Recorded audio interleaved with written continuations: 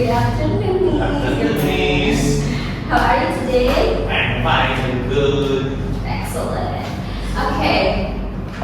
Before we start our lesson today, let me introduce myself. My name is Nurlaila Lutfira. You can call me Miss Laila, or Kak Laila, or Mbak Laila, or anything else.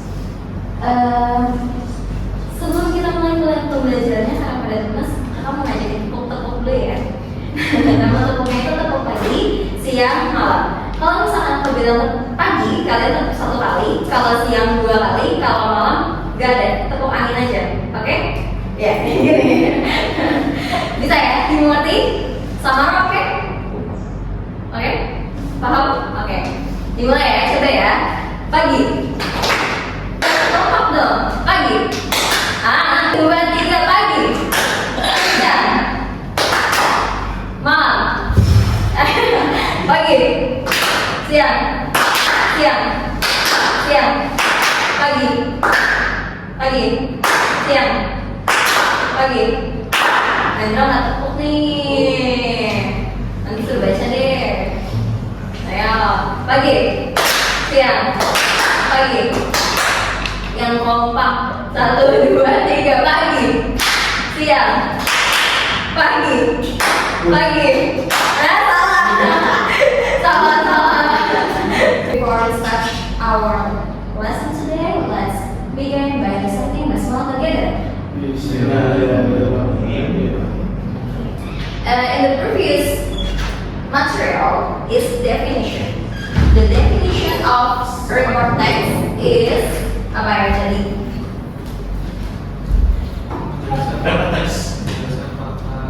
Ya, menjelaskan fakta, nice. Okay, good.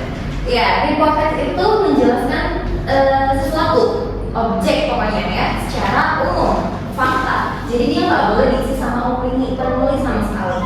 Ya, nah makanya report text itu biasanya hasil tulisnya itu melalui penelitian dulu, baru jadi isinya kan fakta-fakta gitu. And the next material is structure. The structure of a report text is divided into 2 parts. The first one is general classification.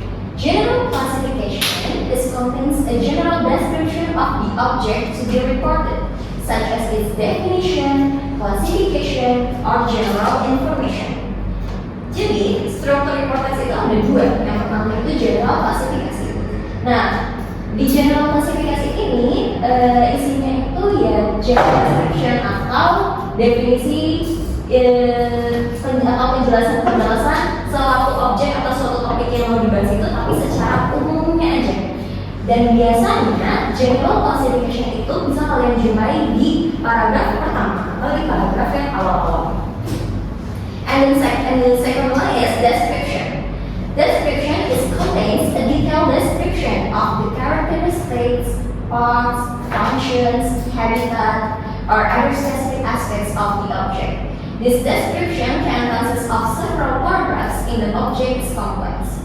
Jadi yang kedua ini deskripsi. Sesuai namanya, deskripsi ini yang menjelaskan topik atau objek yang kalian tulis tadi, baik mengenai karakteristiknya, bagian-bagiannya, fungsinya, habitat, atau aspek-aspek lain tergantung objek atau topik yang kalian bahas itu, tapi secara rinci. Nah biasanya struktur deskripsi ini itu tuh bisa terdiri dari beberapa paragraf. Kalau topik atau objek yang dibahas itu kompleks, jadi gak kalau misalkan nanti kalian udah ngerti cara bagaimana beda struktur 2 ini. Yang pertama itu udah pasti general classification kan tadi ditemui di awal paragraf. Berarti sisanya otomatis description gitu. Kita coba di teks contoh yang tadi. Kamu the dread. Sama could you help me please read the book? The children. Lovely. Commodores are letters with letters in the world. They can go out to their slow and read more than 70 children. Commodores like us in manipulation such as what is it? Reading. They are in the forest. They have strong legs sharp claws, and a long tail. Only there's red and hard animal like deer and moose. They use their long toes to swallow their prey from the distance. Komodo are cold-blooded animals and like to stay in warm sunny place. Although we look leaders that easily avoid humans. Oke, thank you. Dari tes ini, coba tebak mana general classification. Itu maksudnya itu pertama menjelaskan komodo dragon secara umum. Kalau misalkan they have strong legs, itu kan udah menjelaskan komodonya. Dia punya kaki yang kuat, sharp claws, atau meaning claws. Salah, cakar. Ya, cakar yang tajam dan long tail.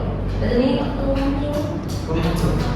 Iya, ekor yang panjang. Nice. Nah itu udah mendefinisikan si komodo itu kan. Jadi yang they have strong legs sampai avoid humans. Yang terakhir itu termasuk ke structure description. Until here is the question. If you don't have any question, I have question for you. Guess the structure. Which one the general classification and which one the description structure?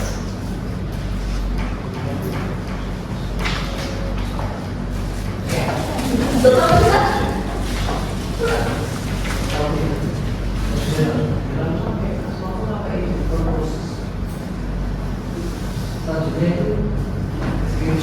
Right, good job, my God.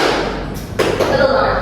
Jadi dari a smartphone sampai propulsus itu termasuk ke the general classification. Karena itu tuh definisi dari smartphone kan, ya kan? A portable electronic device used for communication, internet access, and multimedia purposes. Itu tuh termasuknya definisi kan.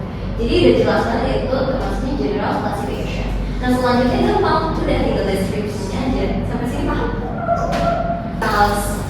The time for this stuff. The next material will be continue explained by Mr. Siti. Thank you for your attention. Wassalamualaikum warahmatullahi wabarakatuh.